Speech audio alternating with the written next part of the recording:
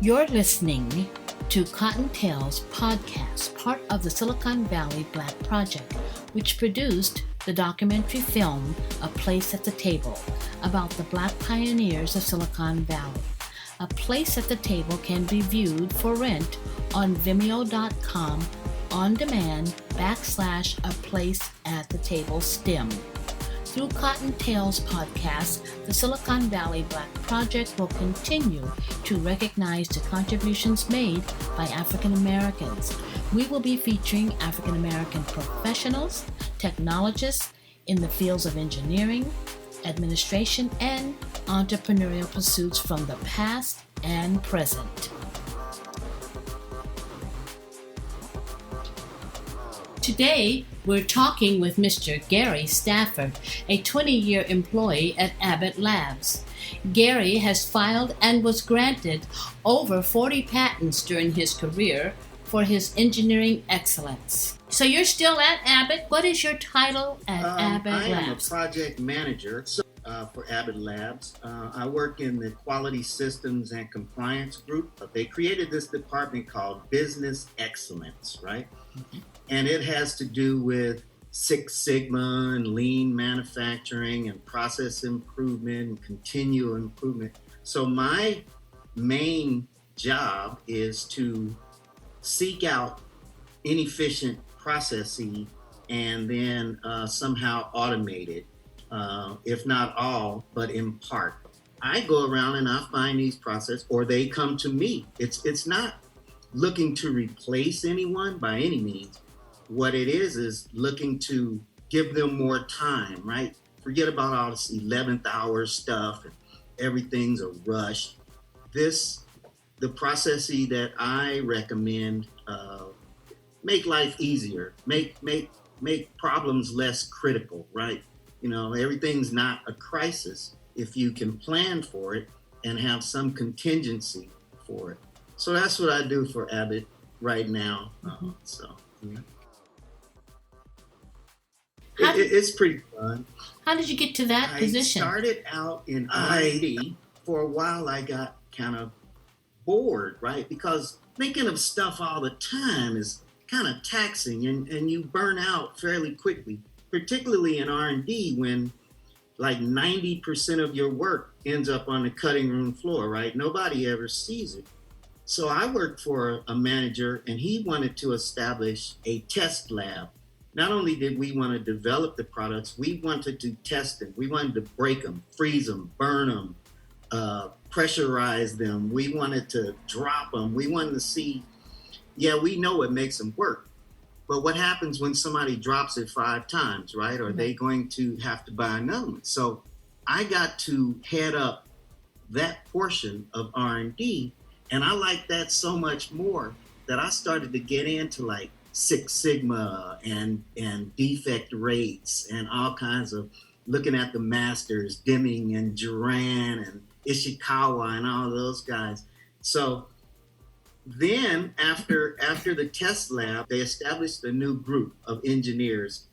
And our main charter was to fix systemic problems, right? It's like some things happen and it's a one-off. But if it happens to 10,000 products, then there's something wrong. So we would investigate it and fix that problem. And along the way, I started to see how users actually use our product.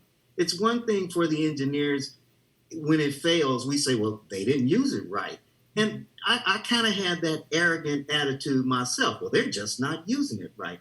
And then someone explained to me, well, Gary, if they don't use it right enough times, then they're going to stop buying it, okay? So, and then none of us are going to be in a good place after that. So I started to realize you have to design products that are friendly and that are reliable and that somebody can drop it in a bowl of soup and dry it out and it still functions. Maybe it doesn't quite function the same, but you don't have to run out and buy a new one. And that's when I kind of got a new appreciation for product development. It's like, wait, everything is not new. There are some things that can be made enhancements. And then those end up being intellectual property also, right? It's like, wow, look, let's make it do this. And then you go and you tinker with it. You have some degree of success to where you're able to now seek some sort of intellectual property or some competitive advantage about it. Then after that stint, they tapped me to be in the business excellence group. And I'm kind of a free agent, right? I mean, I manage projects, but not people. I manage teams for as long as I need that team, as long as that team is together. And then I move on to something else. So, I'm kind of like a troubleshooter type guy, right? The special force. I kind of liken it to that. I was never in the military, but I've seen enough movies with Chuck Norris and Arnold and all them to know that when you need a stone cold killer, you call those guys, right? And so that's kind of my reputation, what it's evolved into, in my last 7 or 8 years at Abbott. Mm-hmm. So do you have a whole team that works with you, or are you just the man? We actually have a group. No. Okay. And we do support each other, but most of us go off on our own and form the team, produce the development plans and the charters, and we actually do configurations, and we do leverage each other's knowledge, but for the most part, on my own for a bit. There are other stakeholders, other departments, but in terms of my role in the project, it's just me doing that particular aspect or element of the project. So how long have you been with Abbott Labs? In May, it'll be 20 years. Wow. Yeah. Good for you. That's unheard of in Silicon Valley. And for bounce around guys too, right? Because you would go to a startup would get acquired, or your friends would pilfer you, right? They go someplace else and say, hey, Gary, we're really doing this really well over here. Why don't you come over here? And so I did. In about 15 years, I probably had about 7 different jobs, right? Some of them would be acquired by other companies, and I'd work for them for a while, and then I'd go to another smaller company. The advantage of going to those startups and those mid-sized companies are they need you to do a lot of different things, right? They're not going to confine you to one particular role or responsibility, right? Because, hey, it's only 10 of us in the engineering department, so we got to do all of this stuff. Right. However, they're kind of hit and miss, right? Not all of them succeed, right? And so there's some security in being with a larger company. One thing about Abbott is the resources are virtually infinite. If you need a piece of equipment, they say, well, give me the proposal and we'll go buy it. And then, you better return our investment, but we'll get you this equipment, right? Mm-hmm. And another thing about Abbott is they're global and they have a large presence even in the Bay Area. So if I ever did get discontent with working in Alameda, I could go to Pleasanton, I could go to Menlo Park, I could go to Fairfield. They do offer you an opportunity to move around and develop yourself. And I haven't known, none of my managers have attempted to hinder me in any way from personal development and career development. I make them look good, right? So Well, it's almost like you're an entrepreneur in the midst of a huge corporation. You're kind of doing your own thing, like Superman. You walk in when the problem starts and open the cape and hope the bullets bounce off. Exactly. Right? And so, So you either beloved sometimes, or they hate to see you coming. Most of the time, it's a pretty collaborative effort. Everybody gets along. Everybody realizes that we're all in it to succeed, right? Mm-hmm. And so there's not too much infighting. there is a different wave of thinking as the younger kids get out of school. I call them kids, but they're 25, 30 years old, right? Mm-hmm. But they get out of school and they seem to lack some of the common sense or hard knocks that I and many of my colleagues with my tenure have endured, right? Mm-hmm. So I don't want to say that they seem entitled, but some of them kind of do, right? I mean, they come in and the company tells them, "Oh, you're the future, and we're expecting great things," and when they don't get to do all of, or if it takes longer for them to achieve what the company promised them, sometimes they get a little bit, embittered or a little bit,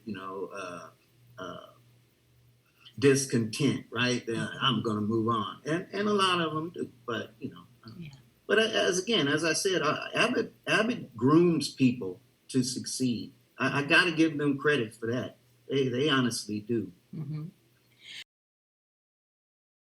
First of all, what products are you working on at Abbott? Are they physical pieces of equipment, or is it add-ons to equipment? What kinds of products are you working on? Really on your function, right? Okay. So process engineers build machines, right? Right. And product guys develop different products. I know that you've seen our commercials, the Libre. Yes. We manufacture products to help people manage their diabetes, right? Whether it's a monitor and test strips or a app that you can use to collect and analyze your data, whether it's a hospital meter or some other kind of consumer product. So we make hardware, software, we make the machines that build them, we create the logic that makes them function, all the algorithms and all that stuff. Those are all our guys. And so a lot of things are moving from the physical realm to a more digital realm.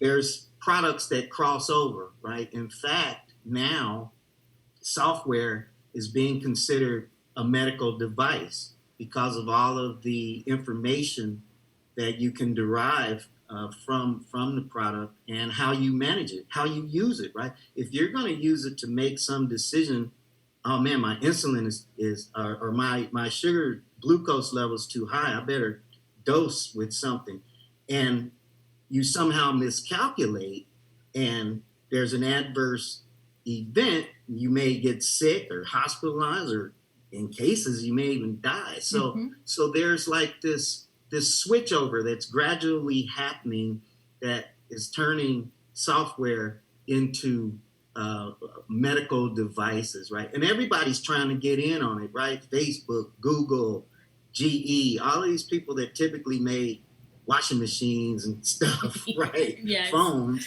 Now they're trying to get into it. So the environment's pretty competitive, but that's kind of the fun of it. You know that they're not sitting back waiting for you, That reminds me of I saw an ad for a watch on TV, and they were saying the watch basically was this person's like lifeline almost. It did everything. Yeah. It told them when their heart wasn't beating right. It told them when their sugar levels were too high. All kinds of things. And I know I wear this thing, whether I'm dressed up or not. This is one. And if I move my hand too quickly, it'll say, "Did you fall?" And I didn't realize it would do that. And I'm thinking, did I fall? Sure. What does it matter to you? They have sensors in them, and I mean, really, you can use now your device to kind of manage your life and provide security. If you live home alone, man, and you don't need to buy a separate thing that will alert people that you have fallen down or you've been injured. Mm-hmm. It's on your phone or your watch. That's true. I just had thought about that. I have a friend in Texas. She lives alone, and we were just talking about this, and I was telling her to go get this separate piece of equipment that you can pull a cord or something. I'm going to ask you, do you have a watch? What kind of watch are you wearing? And do you connect that up to then a service of some kind, or will it call an emergency number for you? I think so. I'm not quite sure what we have in terms of our customer service at Abbott, but we do have call centers and stuff all around the world, and all of so you can press a button. Dick Tracy, right? Dick Tracy had that watch, Right. man, and and so it's come to fruition, right? So yeah, I'm quite sure we do have some operators or agents that could call assistance for you, right? Mm-hmm. Gary, before you came to Silicon Valley, what made you come here? What enticed you to come here? The opportunity to work in medical devices, right? So I worked at a company, and again, it was a small company in San Leandro, and we made orthopedics, knee braces, neck braces, arm braces, all that kind of stuff that you see all these athletes wearing to tighten up their rickety bones, ankles and stuff, So this company moved out to Tracy. So I did the Tracy commute for about 5 years, right? And again, it was one of those small companies. I think there were 5 engineers, and I got to do medical devices. So as the company grew and my stature in the company was solidified, we got some young guys in there, some young venture capitalist type guys, and they came in and they transformed the company. Then that company got sold, and I worked for them for under a name, another name, and one of the executives left. And because I had a rapport with him, he took me to his new company. And it was in Silicon Valley. It was right off Page Mill Road, man, right over there. So I was driving back and forth to Palo Alto every day. And then they moved to Cupertino.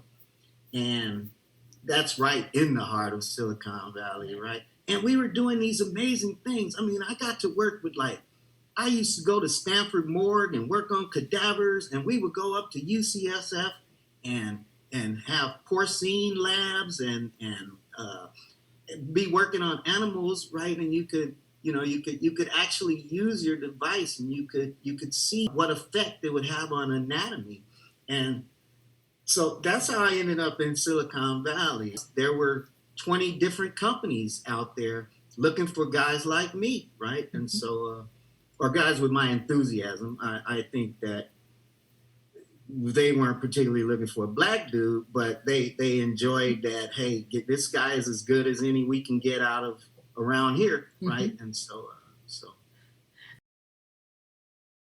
Well, on that note, I've talked to one engineer years ago. His name's Ernest Priestley, and he said to me, people find out about you or hear about you, and you build your credibility, and you don't have to advertise anymore. People come looking for you. Yes. Is that what happened to you? I've been recruited and potentially recruited. The medical device community and the technical community in general is very incestuous, right? It's like, we just want to grab. I worked with this guy before. He's really good. Let's take him, right? And so yes, so you do get known for your efforts, right?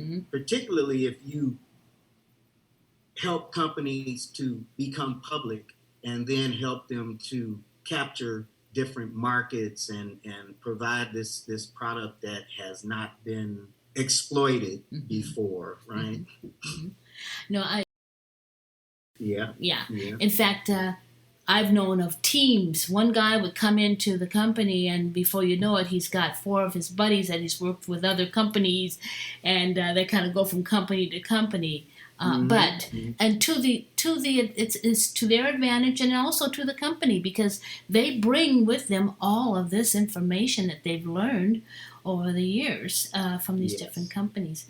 Now, having said that, when this idea of proprietary property came into place, how did that affect your work? I Did it think affect it at that all? it's the duty of all engineers to like invent and help society, right? Civil engineers build bridges and roads and stuff, right? And dams and stuff like that, right? And electronics engineers design computers, and medical device people, we help you get well. And I think it's absolutely the duty of every engineer to try to invent, right? Now, a lot of your stuff may have been done before, or you just haven't hit that right moment where you can combine other ideas from previous situations that allow you to come up with something that is new. And also, I think it's like, God gave me this ability, right? Mm-hmm. And if I don't use it, then it's going to diminish and get taken away. I have no legacy, right?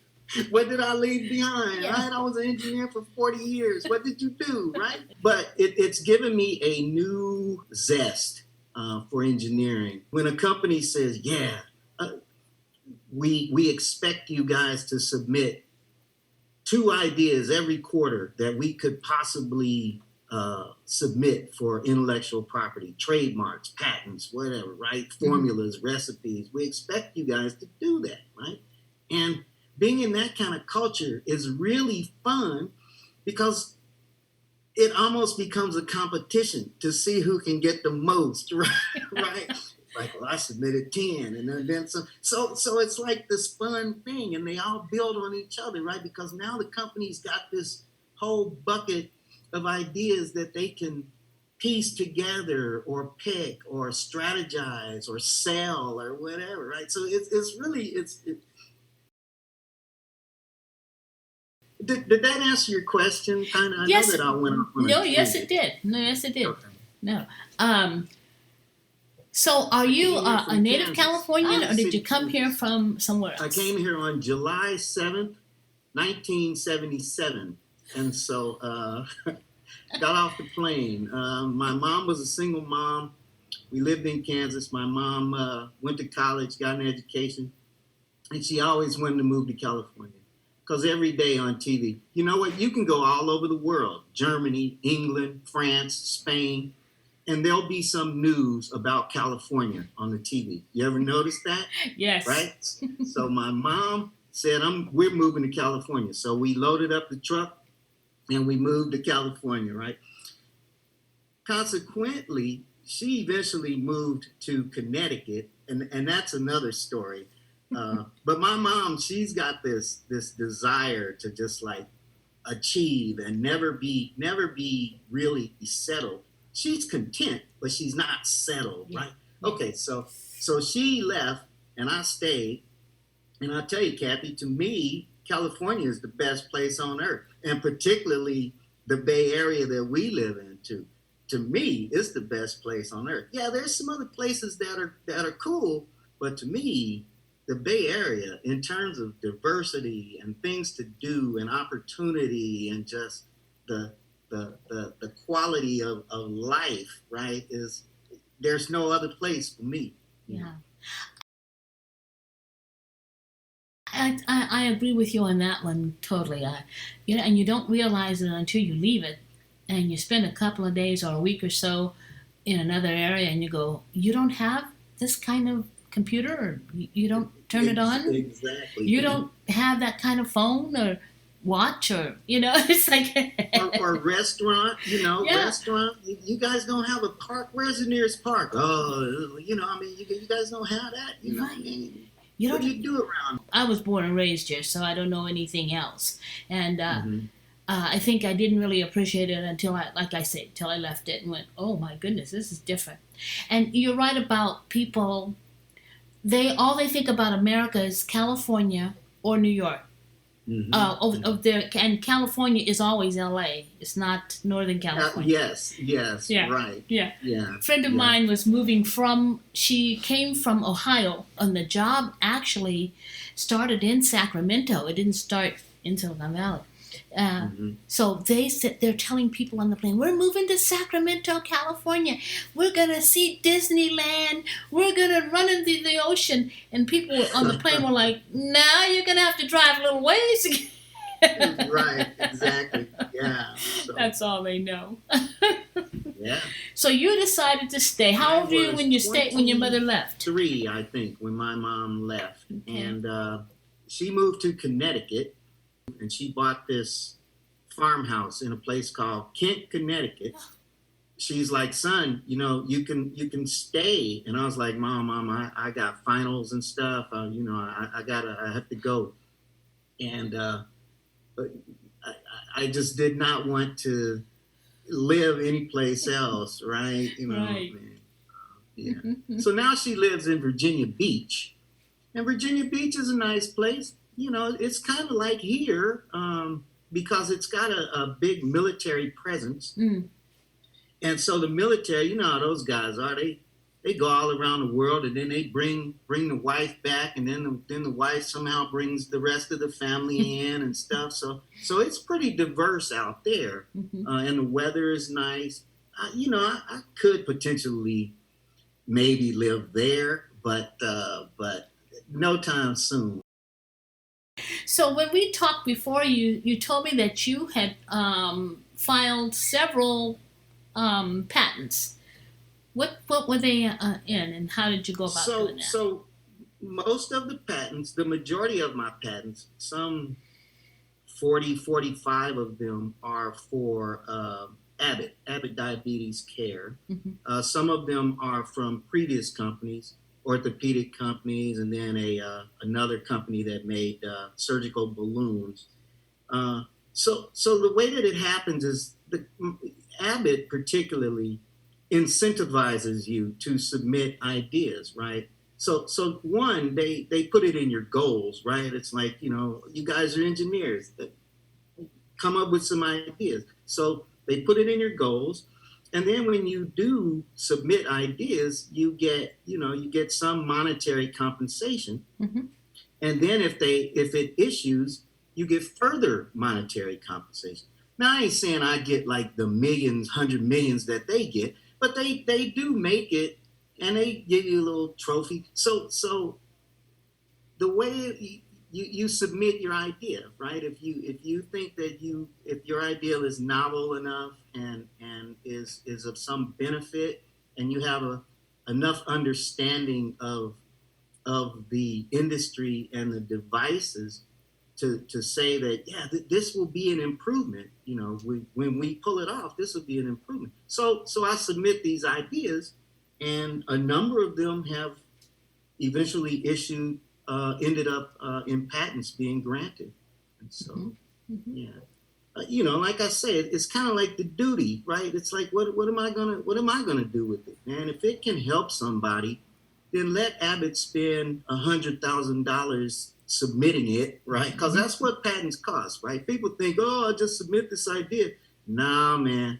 Eventually you end up spending $75,000 or $100,000 before it becomes anything that you can call intellectual property.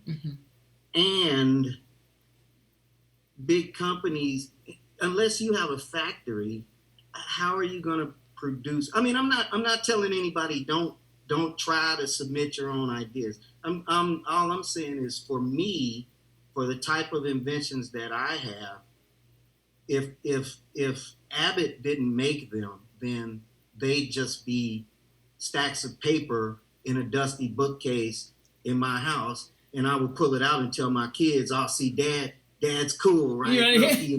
Out of this, they're like, well, okay, But now I can show them. It's like the things that I've done at Abbott will far outlast my tenure there, right? Yeah. Right? It's like so. So yeah, I got a number of them.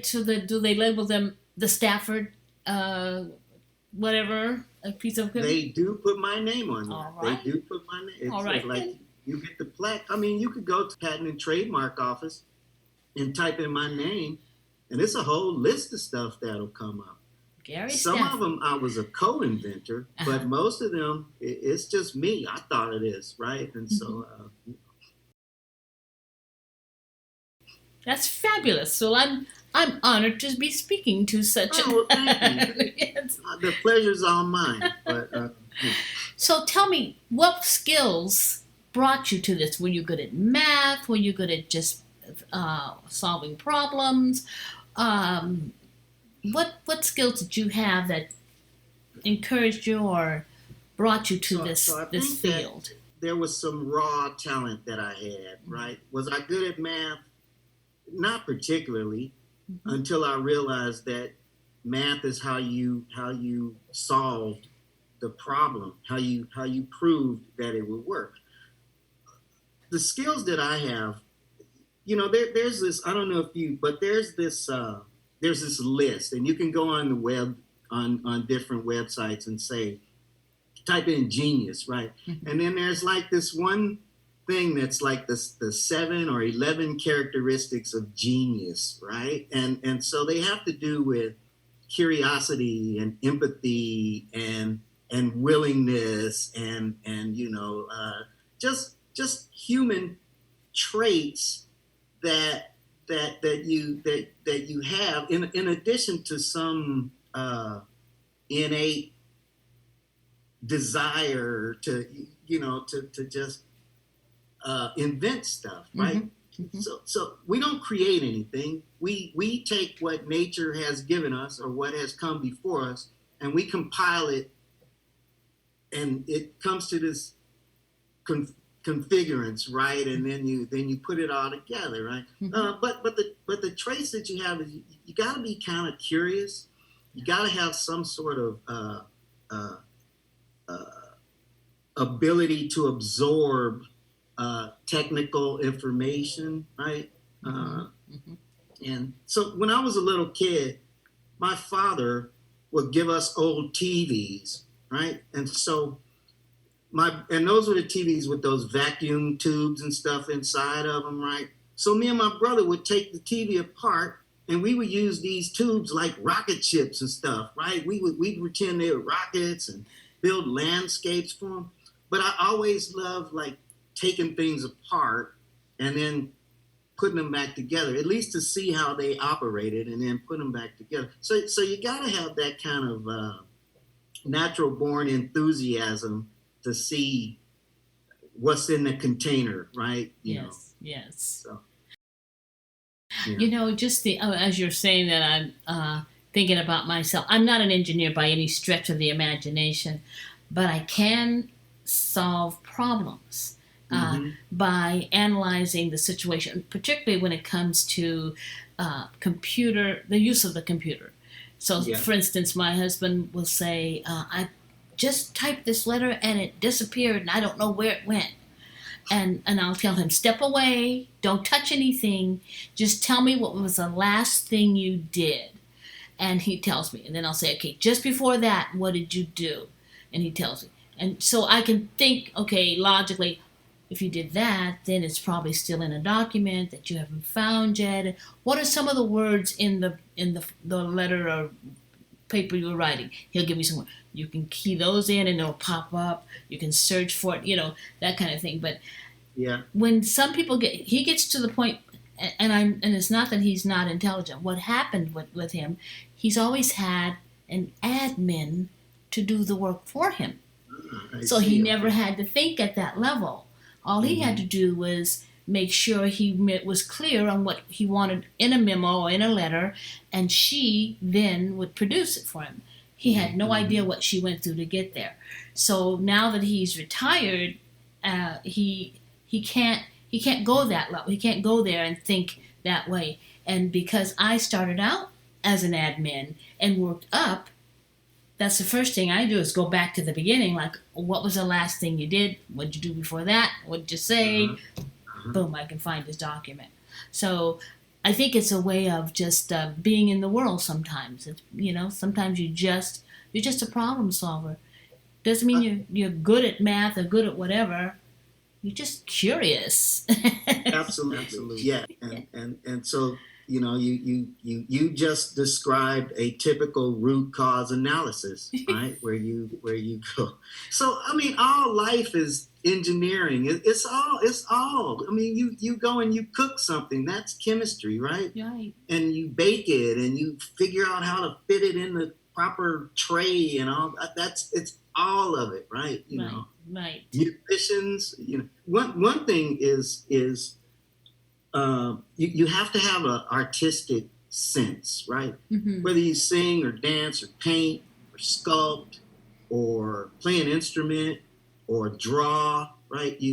That does help too, because that helps you visualize, right? Mm. I can always see stuff differently in terms of, some people go to a junkyard and they just see a beat up old 57 Chevy. I look at it like it's showroom perfect, right? It's like I can see how it was meant to be, right? So that's kind of another trait that inventive people have, that I've been around. Yeah. People who are interested in solving problems, they're going to look at things differently. They're always solving a problem. Right. Yeah. Well, I really was surprised to hear about your background when I was at Abbott, and you were so casual about it. You weren't braggadocious in any way, and I just happened to ask you a question, and the answer just blew me to the floor. I thought, this guy sitting here, this man is Black history in the making, and nobody knows who Gary is. We need to get him on film. I need to get you on film, and I'd love to get you on film, but this podcast is going to have to do for the time being, Mr. Stafford. Right. Yeah, but I just think you're just a unique person. Do you think of yourself as being that unique? See, you're making me blush. Okay, I know that I'm different. Yeah. Uniqueness, I kind of hold on a little bit higher level, but I understand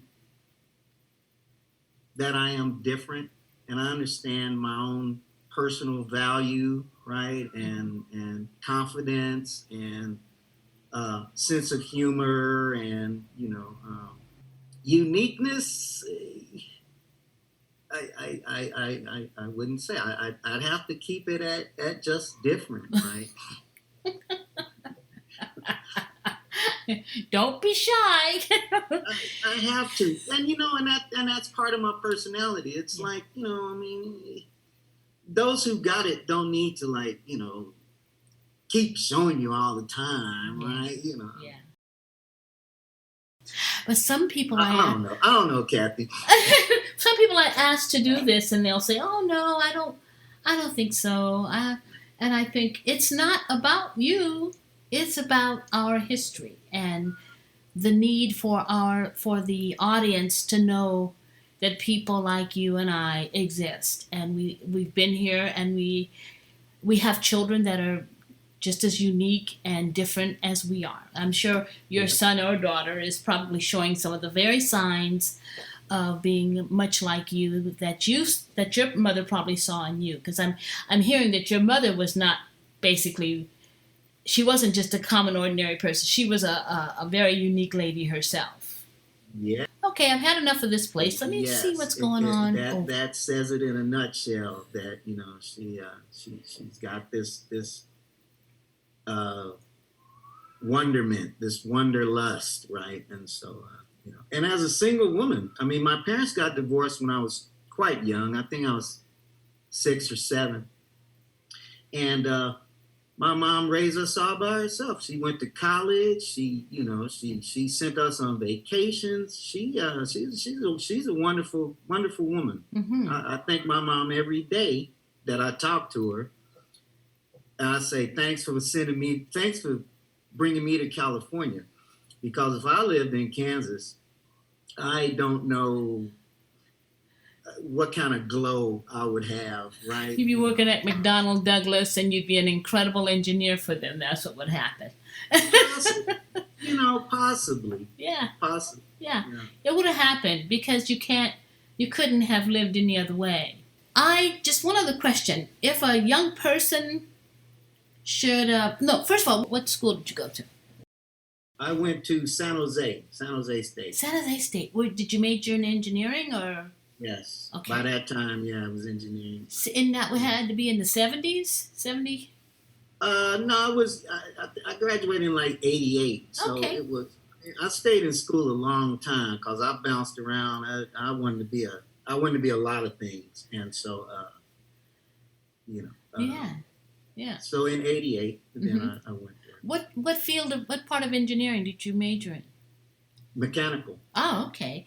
Yeah. Now that's one of those fields where it covers everything, doesn't it? It covers a lot of different aspects. Yeah. Machinery, electricity, dynamics, calculus, physics, statistics. It's pretty well-rounded.